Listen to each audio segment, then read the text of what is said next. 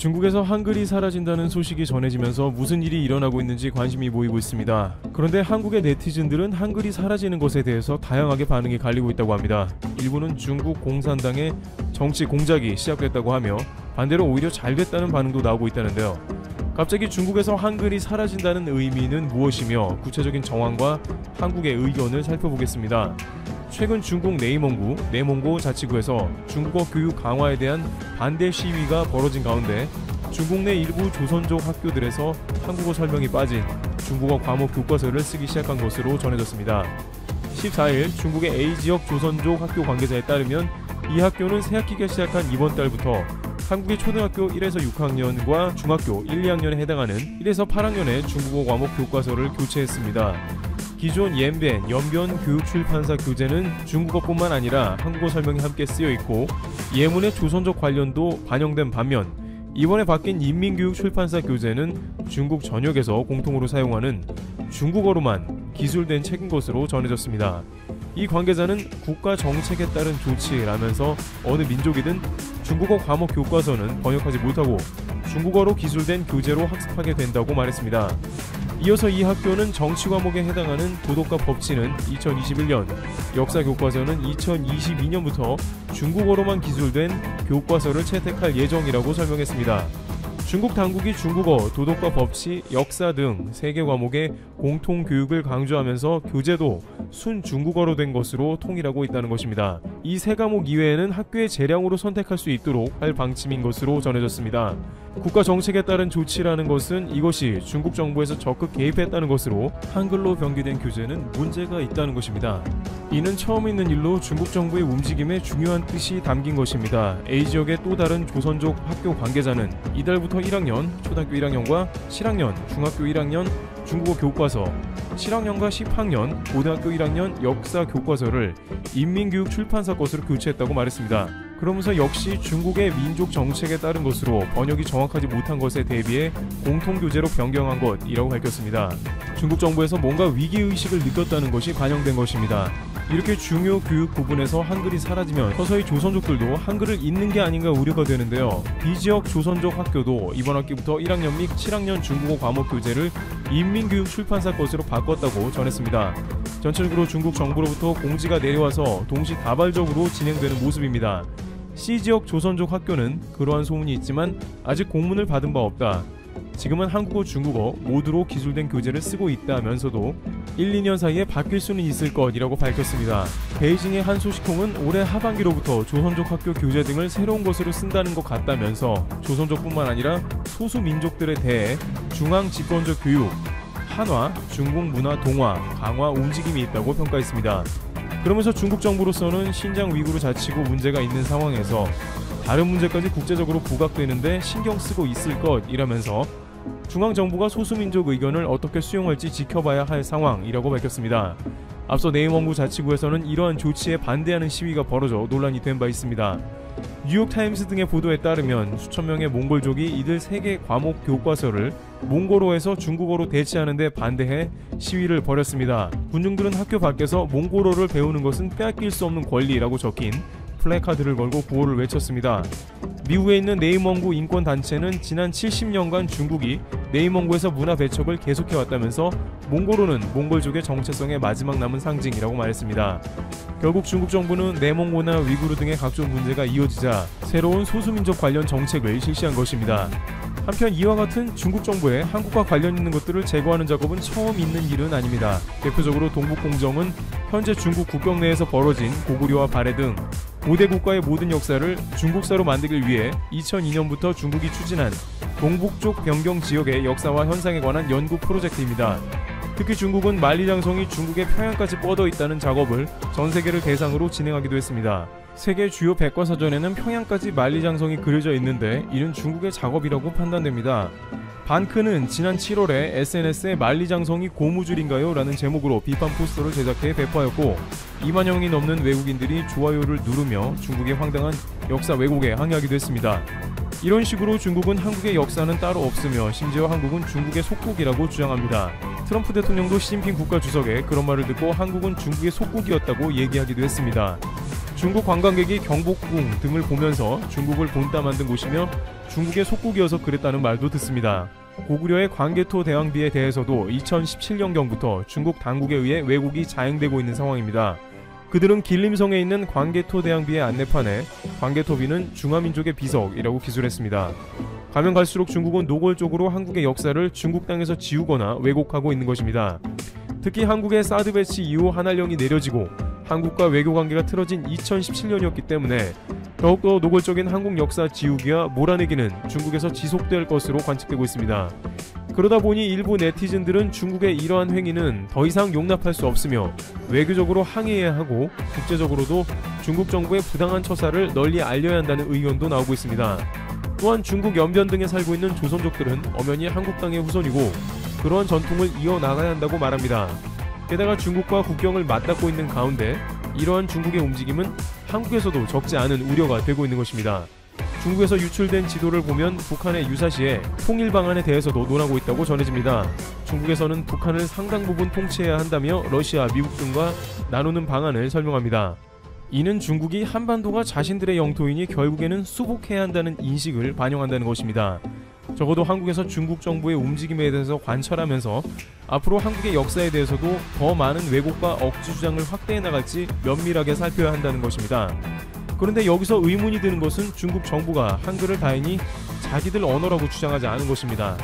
일각에서는 중국은 뭐든지 자기 것이라고 주장하니 언젠가는 한글도 자기 것이라고 주장할 수 있다며 중국에서 조선족의 한복을 중국 것이라고 주장하는 경우가 있다는 의견을 제시하기도 했습니다.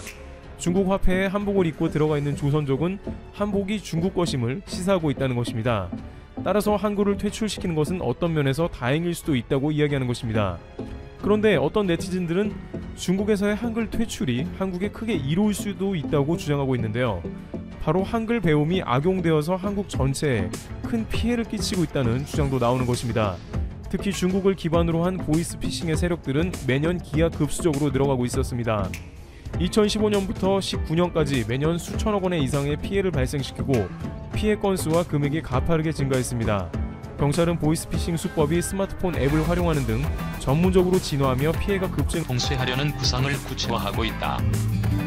전문가들은 유럽의 북대서양조약기구와 같은 인도태평양 반나토를 출범시키려는 의도가 아닌지 주시하고 있다. 미국의 대중연합체 구상이 본격화할수록 동맹국들은 미국과 중국 동태결하라는 압박에 더욱 직면할 것으로 보인다. 미국과 중국 어느 쪽도 소홀히 할 수 없는 한국에게도 풀기 쉽지 않은 숙제가 되고 있다. 마크 에스퍼 미국 국방부 장관은 네트워크화된 대중국 연합체를 언급했다. 결론적으로 이런 용어는 맥락이 같다는 것이 전문가들의 설명이다. 에스퍼 장관은 지난달 26일 미국 하와이의 싱크탱크 데니얼 노우의 아시아 태평양 안보연구소에서 특별 강연을 했다. 내외신 언론들은 에스퍼 장관이 미국은 북한에 완전하고 검증 가능하며 불가역적인 비핵화를 계속 추진할 것이라고 언급한 대목에만 포커스를 두었다.